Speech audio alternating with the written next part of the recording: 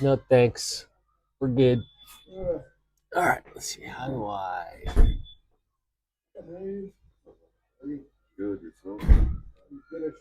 Goodish.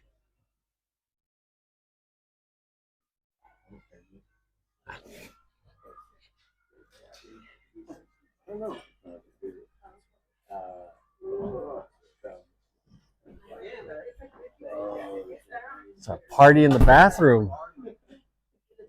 Wish I was invited.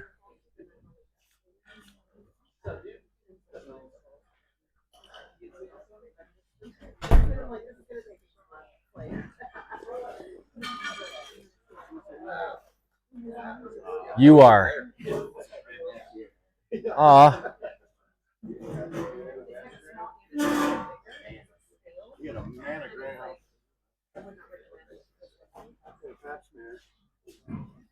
I love pap smears. They're my favorite. You know what I'm talking about. You're over there giggling.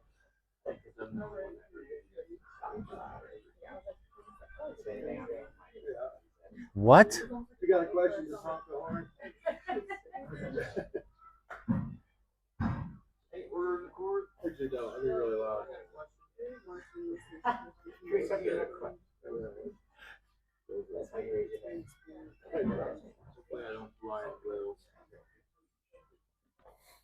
He's gonna be in the middle putting a tire on. Ah! All right, we got a couple more minutes. We'll wait.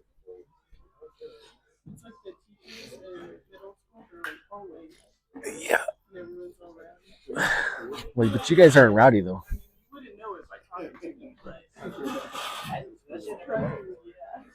I'll wait. Because then they would keep on getting mad. I'm waiting. And they're like, okay. Cool. Well, begin. Right? It's better just to shut up. I'm not allowed to say shut up anymore. But it's like quiet kids. You, I'm waiting. Are you done yet?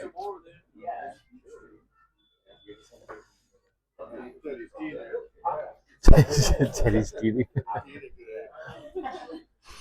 Was Spice Girls on the radio today? No. You don't listen to them? They're your favorite band. Close enough. Top 3. All right. All right. Good morning, everybody. Morning, Mr. Will. Put that tire on. Okay. All right. All right. So last week we kind of dove into some ropes. We got there going. What you got there, Mr. Jaron? Is that a country toothpick? Is that like what the cool kids are doing now, like toothpick trend? You like wood in your mouth? Oh, that was bad. That was bad. Okay. So, what was the first rope we talked about? Nylon strong. Polyester tough. Okay, but that's not the rope we're talking about. Who remembers what we started with? The construction. Mr. Yoshida. You remember? It's the littlest number. What rope do we talk about? 3-strand. Cool. Okay. Is 3-strand balanced or unbalanced?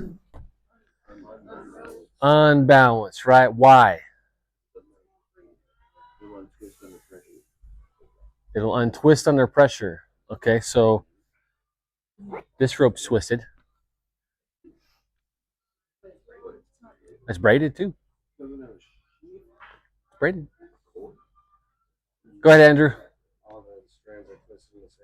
Strands are twisted in the same direction. Very good. You get a gold star for that one. That was perfect. Good job.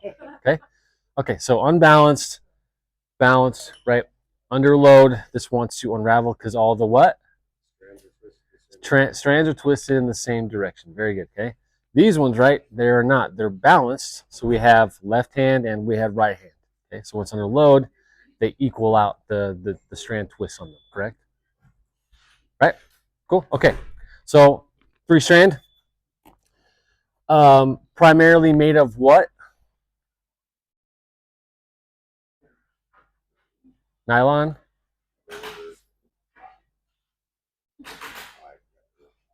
Janessa? Polyester. Cool. Yeah, both. It's a trick question. Yeah. They can also be made of the high molecular polyethylenes, which are the aramid fibers. It's pretty rare, but they can be. Okay. So 3-strand, pretty basic construction, right? What are some characteristic properties of it that were a benefit that we talked about last week? Why would I want to use a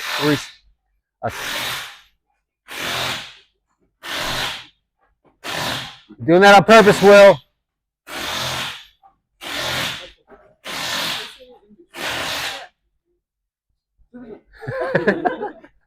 why would I want to use a 3-strand? Like, why would I want to use a 3-strand rope? Dang it!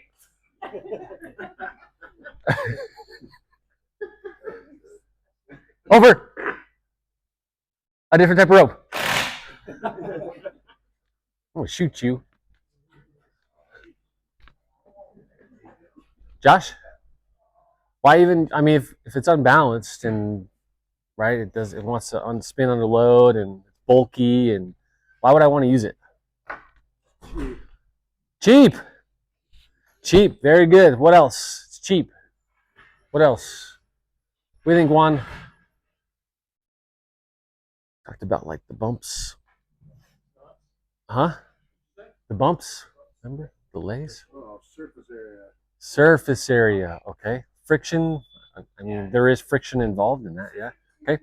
So surface area, the surface area of the rope going over a rough surface, right?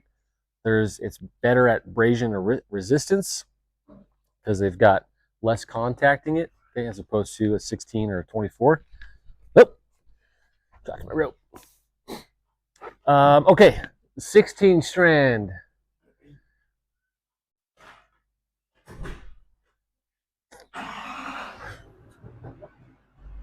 You do the fourth test next. 16-strand. All right. So when you find a 16-strand and it has a core, is that core load bearing? Who said no? Why?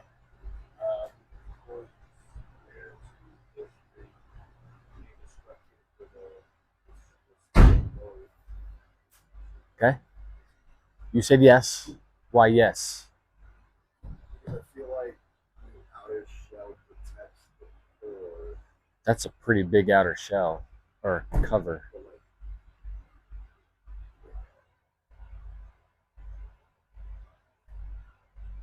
Mm.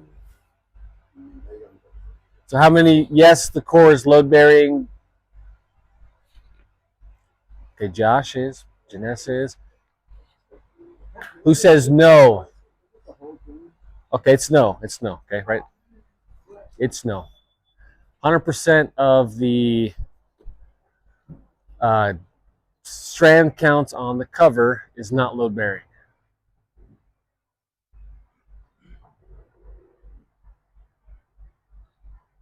What's up? 16? I forgot I put that up there. We're on this one right here. Yeah. But it depending on which rope it is wearing, like it depends on how many strands. Correct. The construction, yeah, depends on the strands. Okay, so that depends on it. Okay. So why? Let's see if I want to get into this right now. Why is knowing the construction of why are we even talking about the construction of the rope? Why does it matter? Why not just use a 16-strand or a 24-strand? You guys remember? Or why not just, well, obviously 3-strand we don't want to use because, especially when we're climbing, that would be not fun. Just keep spinning. But why does this even matter? You guys remember? Got all quiet, so now we're all serious. Yeah. Why does it matter? What do you think, Justin? Well, I wasn't here last week, but You're smart. I mean, even just in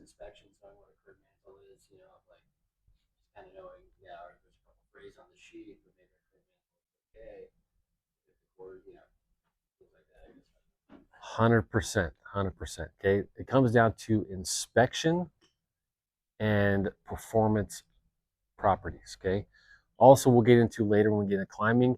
You can and cannot use certain ascenders on specific types of ropes as well. Okay, so it's important to know the difference between a 16, 24, 32, a Kern mantle, which we're going to get into today, a double braid, a class 1 and a class 2 type of rope. Okay, so really, really, really pay attention. And if you don't understand the differences, this has been this Samson rope use has been awesome. It's been awesome. It's got really good information we're going to talk about. Hysteresis, I can't say it, but a hysteresis in there, and elastic elongation, stuff like that. All this stuff plays a part into ropes. Okay, cool. So knowing the construction, right? So the core on the 16 strand is not load bearing, but it adds to the performance if I want it to be round under load, or if I want it to be soft and supple and have nice knotability. Okay, depends on what I want the rope to be using, or to be doing. The rope's not using anything.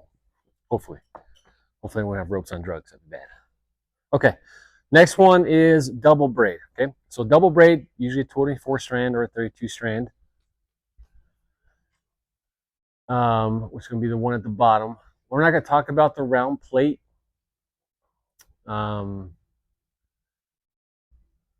we're not going to talk about that one yet. We're going to get into it's a 12 strand hollow braid, which isn't up there, which is our sling braids, and we'll talk about next. But double braid, as you'll see, there's two different types of double braids. Okay, so one is core dependent and one is not. All right. Where do I want to go with this? There's a lot we can talk about. All right. So double braid, obviously, it's going to be a braided cover with a braided core. Okay. Usually you can pull out the bottom or the top if you don't have an eye splice in the top, and just take a peek at the core, and you'll know if it's double braided or not. Okay. And Kern mantle's up there too. We're going to talk about that too. Okay. That is one of the key identifiers on what type of rope you have. So braided cover. Okay. And then the braided core. See how the strands are kind of woven together. Okay, they are equal. You see that? Okay, here, I'll pass it around so you guys can play it. Usually double braids, depending on the manufacturer, can run 50-50 as far as load bearing abilities. So that means 50% of the cover and 50% of the core is load sharing. Okay, like Mr. Justin said, on the inspection side, I want to know the difference, because if I do have damage, which inherently happens with ropes, correct? Like, we're pretty rough with them. I want to know if I'm going to be okay or not. And that's one of the ways to know what type of rope do I have and what is the load bearing properties of that rope. Okay. So with a double braid, I had this one. Okay. Pass this around. Is this a double braid? So ropes, depending on the manufacturer, have different color attributes to them. They color them differently. Okay, who knows why they color them differently? Some will be. Go ahead, Josh. Okay. Yeah. Well, not the different colors. We'll get into the coatings later. So the color coatings. Why do they color code them?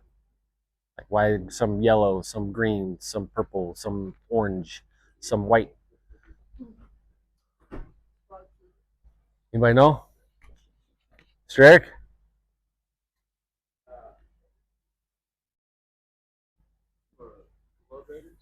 Load ratings. Very good. Okay.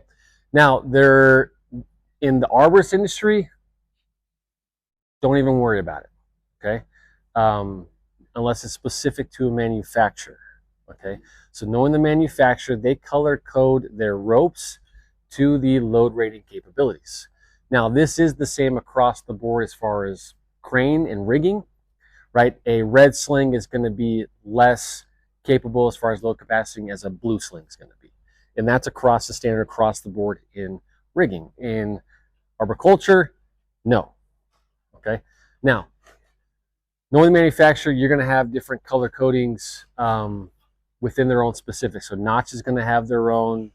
Pelican has their own color coding. You can actually make your own and get custom colors sent to you, which is kind of cool. But the main purpose of a coating,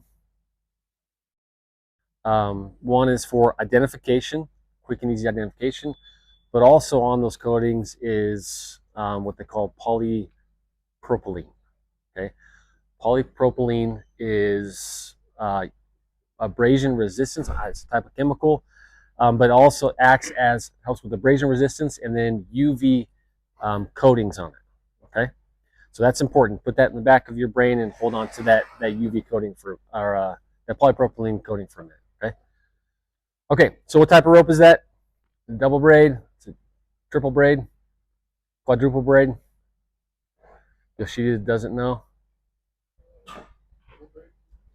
Double braid? Yeah, very good. Okay, what class is it then? Shut up, Yoshida. How'd you know? You just guess.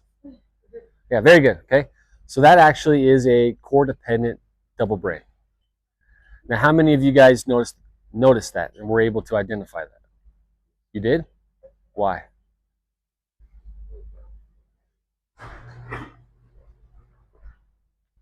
So that double braid is the same as,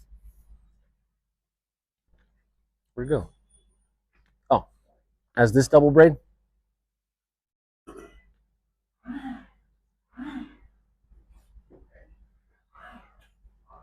It just wants to get noticed, okay? So the difference is, right, they are double braids, okay? They are 24 strand, but that one is a class 2 and this one is a class 1.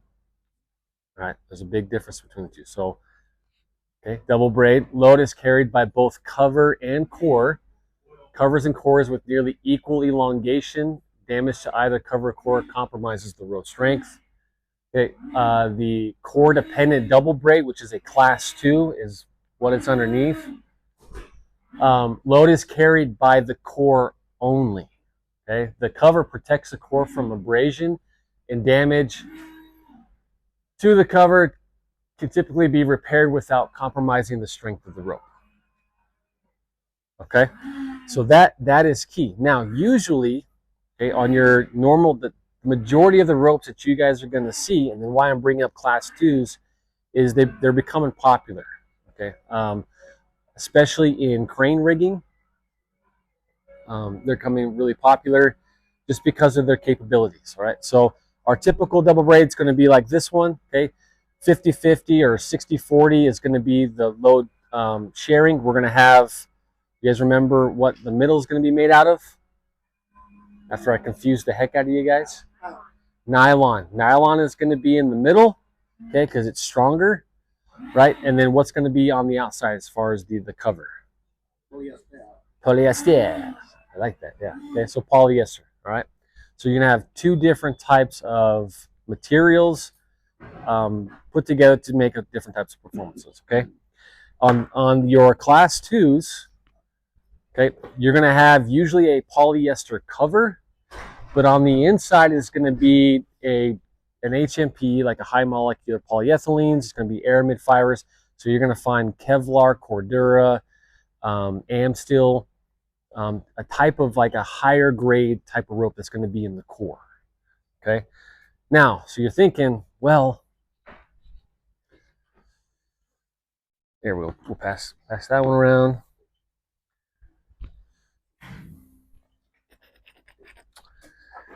Pass that one around. There you go. Pass that one. Okay. Those. So we have. So that's Amsteel. That's Amsteel, and then that's going to be Pelican's Tech or T12 or K12. I can't remember which. That's the winch line.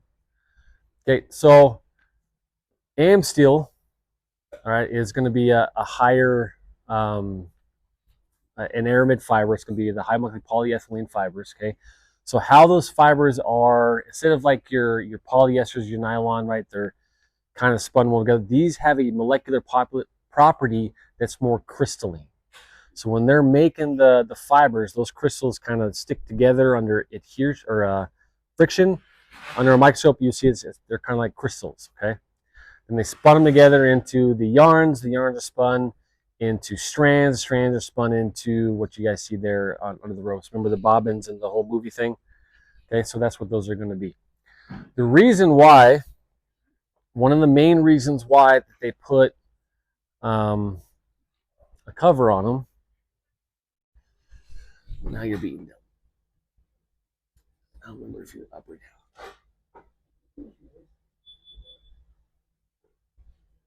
You're down.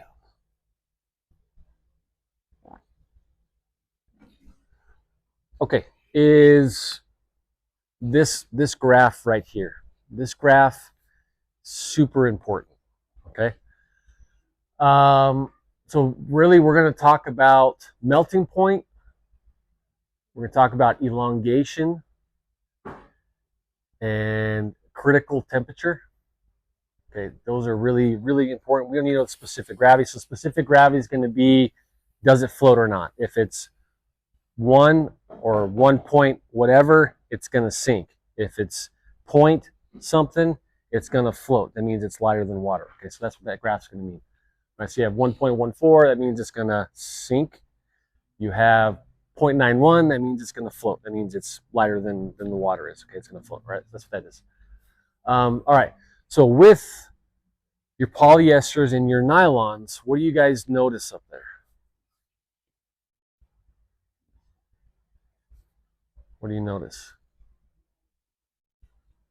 Okay. The melting point, they're about the same. Critical temperature is about the same. Elongation is, there's some differences there, right? Okay, they're kind of the same, right? But compare the nylon, the polyesters to the HMPE.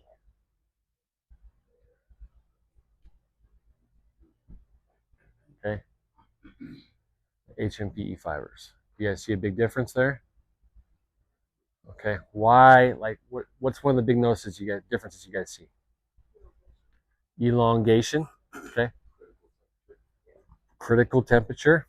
Okay.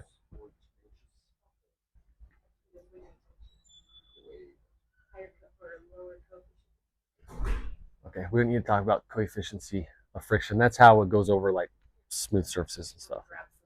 Yeah, that in our part doesn't really play a part. We don't need to worry about that. Yeah. No, it's cool to know, but it doesn't play a big part in what we do in the industry. So okay. All right, now compare it to an aramid fiber. So look at aramid and then compare polyester nylon to aramid fibers. Okay, melting point, 930 degrees, right? Critical temperature, 520. Okay, its elongation, 4.6. So not as low as HMPE, but it's still down there compared to 15 to 28%. Okay. They have they're manufactured for certain properties. Okay, so with the class 2s, I wish the UV was up there. All right, so you're going to have, right, we have polyester on the outside, and then we're going to have an aramid fiber or an HMPE. So we're going to have something with a higher strength capacity on the inside, but we have lower melting points, we have lower abrasion resistance to that side. But then we have the aramid fibers, right? So 930, 520. What else do you think? I didn't really set you guys up for being able to answer this question. So the aramid fibers degrade under UV pretty bad. So if you were to take your Corduras and your Kevlars and lay them out in the sun, by the end of the summer, you can see a 50% reduction in their strength loss. Okay, just by UV degradation. They are, they hate UV, so that's just being out in the sun, right? Okay, so that's one of the main reasons why they're going to put a cover on the outside. All right, so you're thinking, well, why do they choose polyester? Why do they choose nylon for the covers? Right, and the same principle goes back into the 3-strand rope. It's cheaper. This rope, right? Strong, tough, heat resistant at 900 degrees, sucks in UV. Why not just put the coating on it like it's got polyurethane coating on it, and it should be fine, right? Or make a cover over a different type of rope. Right? The reason being is that this rope is $12 a foot, as opposed to like 98 cents a foot for the polyester. Okay, super expensive, really, really, really strong, but sucks under UV. Okay. Sorry, I'm jumping all over the place right now. Yes. Mm-hmm. It is. You'll see discoloration in it, and then with the UV degradation, it'll start to feel crispy and less supple. So you'll see. Darker, lighter. Usually lighter, right? So if this were to lay out in the sun, okay, you would see on the top side, right, to be a lighter color as opposed to the bottom side that didn't get much UV. You'll see discoloration in that. But the main thing is going to be the feel, right? I don't know if you guys felt this, but this is still pretty, this has been inside, it's been protected. It's going to be crispy. So it starts to crystallize after the UV starts damaging it. It starts to crystallize, okay? Okay. So with the two types, why I'm going to this, the two types of, so we have double braid, but we have a class 1 and a class 2. Knowing the difference of what the core is going to be plays a part into its performance. All right, so polyester, we don't have the strength on it. So polyester and nylon, they're pretty strong. Okay, usually you're going to find your 12.5-inch diameter rope on a polyester nylon, okay, double braid. Usually is going to break around 6,000 pounds on average. Some are like 58, some are going to be in the 6'2", 6'3s, but right around 6,000 pounds. Okay. With the same diameter rope, okay, so 1/2 inch, but you put that into an aramid or an HMPE fiber, you're going to get a tensile strength of upwards of 20 to 28,000 pounds, substantially greater. This line here breaks at 65,000 pounds. Okay, I mean that's amazing. So so you're like, okay, Kevin, so stronger rope. I want a class 2 and I want to use that all day long. Right? So core dependent, that's the one that's a class 2. That's this one. That's got the special fibers on the inside. Okay. Why would I not want that in rigging or in climbing? I'm pointing on you because we've been talking about this. So why would I not? Why would I want something, right? If this is stronger by a lot, why am I not climbing on it?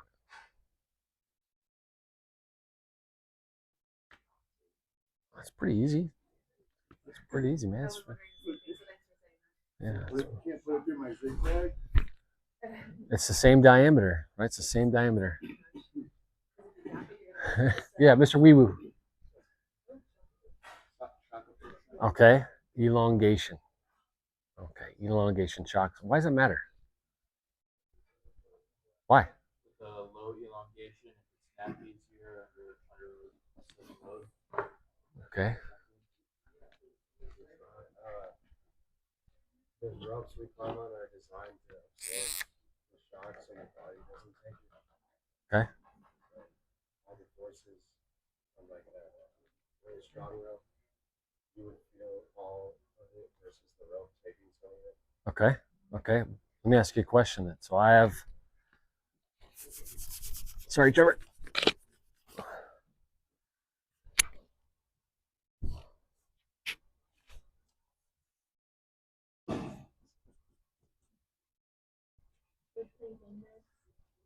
Yeah. Okay, he's 150 pounds. Okay, 150 pounds. Oh, he's jumping. It's happening. He's like, I'm going for it. We'll make it like a bridge so he doesn't die. There, he's jumping off. He's gonna have fun. He's gonna swing. Okay. So we have 3 feet. okay, from here to here. So if I weigh 150 pounds and I fall, and this would be 6 feet, right? Because this is 3 feet, but then I got to fall till I catch another 3 feet, right? I still weigh 150 pounds, right? So if I still weigh 150 pounds, why does it matter with the elongation? I'm 150 pounds. The force is not changing. The force is going to be the same. Is it? Distribution among the fibers? No. They see the same force. Okay. You were saying, Linda? Oh no, I was saying it does change. But I mean, I've seen. Well, so we're not going to talk about fall factor yet. Yeah, so we're not going to fall factor. So what I'm getting at, the force, the weight is, the load's the same. Okay. Obviously, so fall factor is going to be, so for every foot you fall, your force or your kinetic energy, your kinetic potential is going to be doubled each time. Okay. So that's why shock loading is bad. Okay. So if I fall a foot, it's 150. If I fall 2 feet, it's going to be 300. This is where it gets weird. Ready? If I fall 3 feet, what does it be? 600. Okay. I fall 4, 5, 6 feet. Okay. That is the potential kinetic energy. There's a formula that I'm too stupid to figure out. I'm sure ChatGPT can help you guys out. So there's a formula, right, that figures out. Now, that is why we measure some of our stuff into kilonewtons, because kilonewtons is going to be a force. Okay. All right. So if my potential kinetic energy is going to be 4,800 pounds when I fall that 6 foot and the rope catches me, right? That is not changing. Or is it?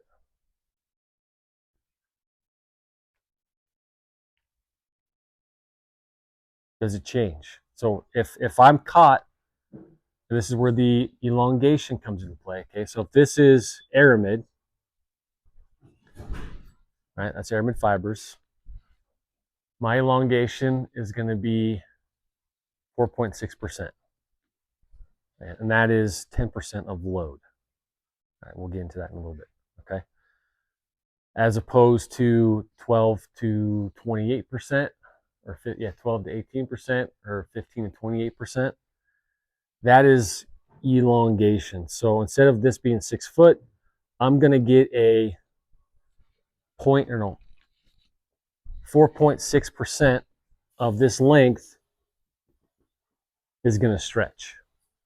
Okay, that's going to be a really low number, as opposed to a potentially 15 to 28% of stretch. Okay, so if you think about it, this is basically coming to a sudden stop, right?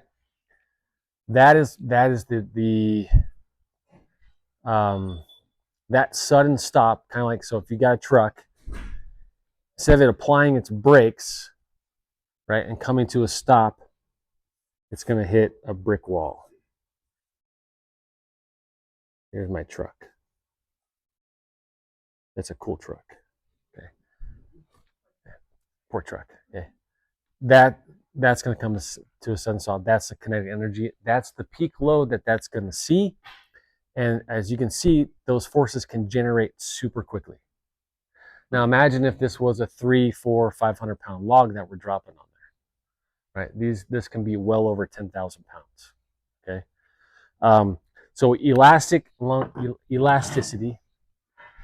or elongation is key to that. Is why we use the polyesters and the nylons over the aramid fibers when we're doing rigging and when we're climbing as well. Because so when we fall, instead of coming to the sudden stop like Mr. Andrew talked about, okay, and generating a high peak load, my rope has stretched now. So it's going to stretch and slow me down, reducing my impact force that's going to be on there. So I could see a huge reduction in my peak load just by having that rope performing with elasticity or elongation. As you tracking now, right? So I throw 150 pounds and I can see a peak force of 4,800 pounds because my stretch is going to be minimal because the aramid fibers are strong and they're not elastic, right? As opposed to throwing the 150 pounds off, and now I have a rope that has elastic properties like nylon polyester. Now I'm going to get that stretch, which is going to be that shock absorbent. That's going to slow my peak force down, minimizing the overall impact on the rope. Make sense? Okay. That's the main reason why we do that, why we don't use these types of ropes in our rigging operations. Okay. Yeah, it's the same thing, a safety thing. So, I mean, if you take, right, normally we're not dropping 150-pound logs, especially in Cali, you know, you're dropping 1,000-pound logs all day long. You can imagine you can get 2, 4, 8, 16, 32,000 pounds of peak force just by a 6-foot fall, which is really easy to do out in, you know, big country kind of stuff, right? Big stuff. Same here, right? Dropping a 300-pound log, you can easily see a high peak force just by a small 6-foot drop. Okay. All right. We'll get into running ropes and friction and just like a pulley and your rigging rings when we get into rigging later. But just keep that in the back of your mind of that kinetic force, that energy. That's going to play a part when we get into that stuff here in about a month or so. Okay. Okay. So class 1 is what? Is it core dependent or not core dependent? It is not core dependent. Okay. Class 2 is core dependent. Okay. So the strength comes from the core. Class 1. That's it. Yeah, that's it. Okay. Class 1 is not core dependent. They share the load. Okay. Okay. Any questions on the double braid? I know I went on like a rant. I just wanted to clarify the difference between the two because there are two. Okay. Okay. So double braid. You have a braided cover or jacket with a braided core, and then you get into kern mantle, completely different type of rope. Okay, you're still going to have polyester and nylon relationships, right? Polyester on the outside, nylon in the middle, but difference is going to be your core fibers on the inside of this. Okay, now you're like, well, why does that matter? Okay, what's that? I'm about to tell you why I'm asking. Why does that matter? So when you have a braid, all right, so this is my braid. I have kind of like stretchy properties to that. When they're under load, those fibers want to like stretch out and they start bending. Okay, on the core here, okay, see how they're twisted and they're not braided. So if I take a single strand, I'm not going to get as much stretch out of it as if they were braided together. When I take a braided rope, right, I can pull them and those braids are going to want to like fold together in a sense. The twisted strands, they don't have that room. They're going to want to untwist, kind of like our 3-strand does, but they're not braided, so you're losing some of that elasticity. Okay, so you can have, and that's why one of the main reasons why there's a stretch there, like a 15 to 28%, because it depends on the rope's construction. Okay, because I still have a 1/2-inch polyester, but I have a braided cover with a twisted core, which is kern mantle, opposed to a braided cover and a braided core. That changes the elastic property, not properties, but it changes the performance of the rope and what its capabilities are as far as its stretchability. Okay, so what do you guys think? Am I going to have, I just told you the answer, but I'm going to ask anyways. Am I going to have more stretch or less stretch in a kern mantle rope? Less stretch. Okay, so this is going to be classified as a static line. Okay, so static. I think of electricity. I have no idea why, because maybe it's static charge and stuff. So I think of like, it's like strong and stiff. I don't know why. It just comes to my brain because my brain's weird. As opposed to dynamic, right? I think about throwing a log off and dropping it and having a dynamic load. There's going to be some movement in there. That's kind of how I remember the difference. The key is remembering that difference is that one is stretching, one is not. Okay. So kern mantle is dynamic or static? Static. Double braid is dynamic or static? Dynamic. Okay. Uh, we we talked about elasticity. We talked about that shock absorption. Okay. So in this case, this one has less elastic properties or performance than my double braid does. Okay, so why would I want to use a static line over a dynamic line? So you don't hit the roof? I don't hit the roof? Yeah. In a winch? Okay, in a winch, definitely don't want to use it in a winch, but it would be a good idea. And that's a good point. So on our winch lines, the reason why we use those aramid fibers of those the HMPEs is because of that lack of stretch. You're still going to get, when the rope breaks, it's still going to come back and get you in the bite. But when you're pulling it, there's not going to, it's a static pull. You're not going to have that. Who's ever pulled with something stretchy, right? And when you pull it, it kind of like does this kind of thing, right? It goes like that. With a static line, you're going to get a more steady pull, and obviously they're stronger on their pulling ability. Okay, I don't have to worry about shock absorption because I'm not falling off my winch. Okay, make sense? Yeah. Okay, thank you. Okay, so we're going to use more of a kern mantle style in climbing operation or applications. Okay, so in double braids, I'm going to have a lot more stretch. So if I'm single lining or using a single rope or SRS, right, I'm going to have a lot more of this going on, which is going to use more muscles and it's going to fatigue me quicker, as opposed to something that does this. Okay. But now if I use kern mantle in a double rope configuration, okay, right now I'm using 2 legs. I'm not going to have any stretches all, right? So that's good for climbing, right? No, okay, you're on to me, aren't you? Yeah. Why are you on to me? Because it's already bouncy. Oh no, you're wrong. You're way wrong. You're kind of on the right track. What's up? Oh, I was saying it's the opposite because It's the opposite. yeah, Okay. it's static, so there's not as much elongation or bounce to it. Correct. Yeah. High five for that one, Janessa. Good job. Okay. So a kern mantle line, less elongation. So if I use it in a moving rope system or a double rope system, right? So now I'm using 2 legs. So I'm splitting my load, which means I'm decreasing the load on the rope, right? I'm going to have less elongation even more. I mean, that sounds fine, right? Why do I care about the elongation? Why would I just not use? So kern mantles are stronger because of the construction, right? So a 1/2 inch kern mantle is going to be stronger because of the construction over a double braid.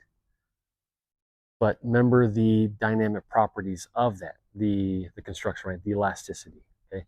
That plays a part into my safety factor, okay?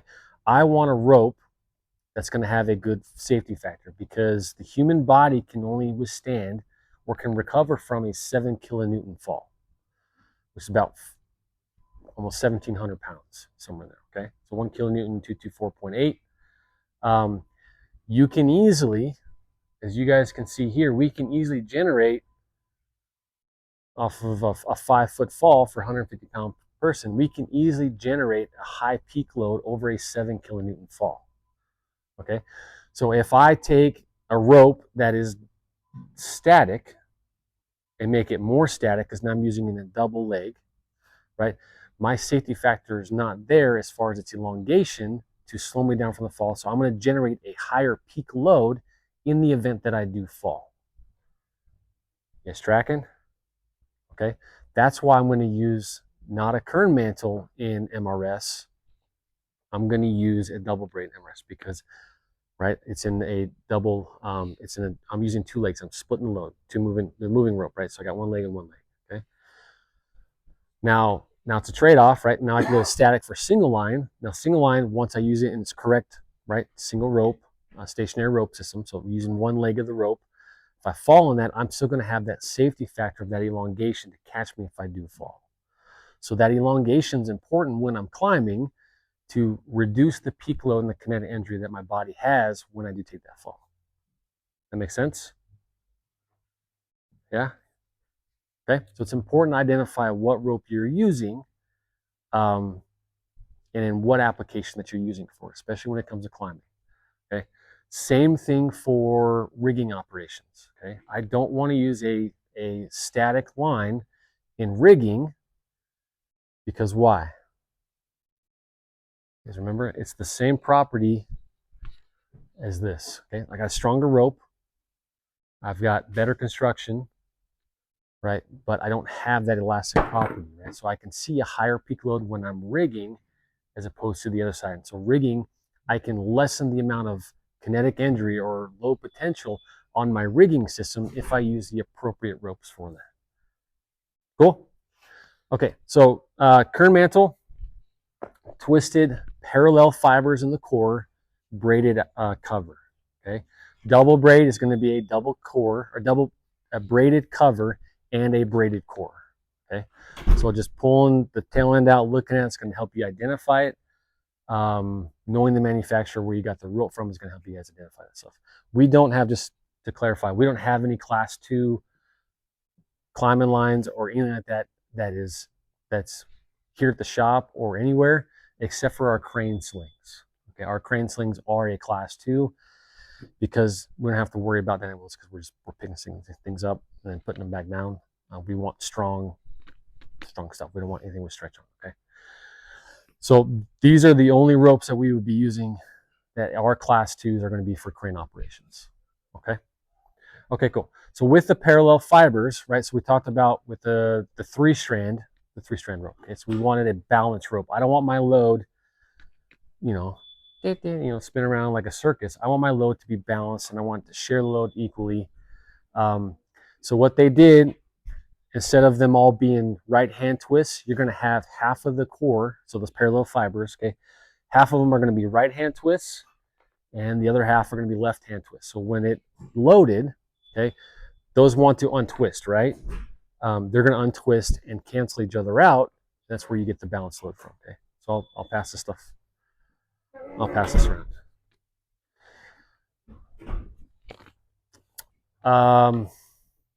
Okay, so with equipment, and we're going to go more into this when we get into climbing. Ascenders, so hand ascenders.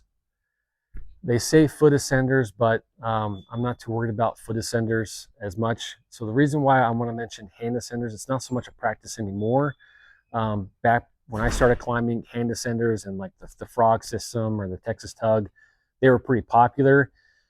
In that system, those hand ascenders or those micro grabs, they would be life support. So you would be hanging from that hand ascender or that micro grab, and that would be life support. Okay. Now there's a difference between those, and we're going to go into detail later. Just throwing this out there, in your back pocket. Some of the ascenders have teeth, okay, and then some of them just have like little nubs. Okay, you can use the one with little nubs, like the ASAP or the rock grab, the micro grab by Petzl, as life support on any style of rope. Okay, on the hand ascenders, and this is only if you're just using it to help you climb, okay, that's different. But the second you attach it and it becomes part of your life support system, so it's there to catch you if you fall, you need to make sure you're using the right rope. Okay, the only rope you can use in a life support system with a tooth ascender is going to be Kern mantle. Okay, and that is important. Put that back in there and remember that. Okay, now let's think about that. Why?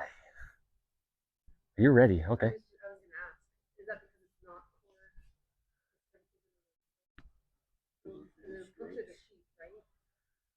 Okay, so we're getting warmer, yes. So it has to do with the tooth. The tooth is important, okay, and the construction. Okay. Now I didn't mention, so with Kern mantle, 70% of the strength comes from the core, and yeah. Yeah, punctures both. So it comes when we put it under load. And I'll explain in a second. So kern mantle, 70% of the core is part of its strength. So when we get into inspections, which we're not doing today, we're gonna do it tomorrow, or sorry, not tomorrow, next week. We'll get into. I gotta hurry up. We'll get into inspection and stuff like that. So, but remember the loading. Sorry, I skipped that one. I should have mentioned. Remember the loading. Okay, so double braids. It's usually 50-50, 40-60. Kern mantle, it's going to be 70% of the core is going to be load bearing, and then the other 30% is going to be the cover. Okay. Now with the tooth descenders, the tooth goes in. Okay. All right, those teeth, they go in, they kind of like grab onto the rope. When you have a braid, the tooth, if you were to take a fall, okay, that's going to slide down. So if you imagine the teeth in there in the core sliding down, it's going to want to rip and separate the braids. Okay, they're not going to be able to slide down. Now with the kern mantle, right, we have parallel fibers, so those teeth are less likely it's going to bunch up more as opposed to try and rip the braids apart. So it's a safety thing where you're going to see the tooth doesn't do as much damage to the rope as opposed to a double braid if you use a kern mantle. Okay, does that make sense? Okay. That's the main reason why. So anytime you use a tooth descender and it's part of your life support system, make sure it's a kern mantle rope. Okay. Okay, cool. Any questions on that? If the double braids covers damage, it's not a good rub. It depends on the amount of damage. So we'll get into, there is a, you're going to see 10% a lot, okay? 5% a lot. So usually the safety factors are 5 or 10. Ours is usually 10% of the working load of the tensile strength. So we'll get more into that in inspection, but there is. So for every 6 inches of line, if you have 10% of damage to the thread count, then it's got to be ejected. Or if the core is shot, or obviously if you any discrepancies with the core when we go in inspection. So we'll go into deep detail on that. So it depends, right? Because the second you use a rope, you're causing damage, right? The teeth seems like they're It would, but think about it more as a needle, like think of it like a needle going through the rope. It's just separating the wires or the strands, right? It's not cutting. It's not a knife where you got a sharp edge. You have a point, so it's just going through and separating the fibers. It's not like, we're not cutting anything like that. Okay. Okay. Now to even make it more complicated, I'm going to throw at, now we have, and I'm pretty sure we're the only industry that has it, is that we have mixed fiber constructions. Okay. Now we're going to have class 2s and class 1s that have not just aramids, but we also have aramids and polyesters and nylons that are woven into the cover, right? Woven in the cover for a specific reason. Does anybody know what type of rope I'm talking about or what we use?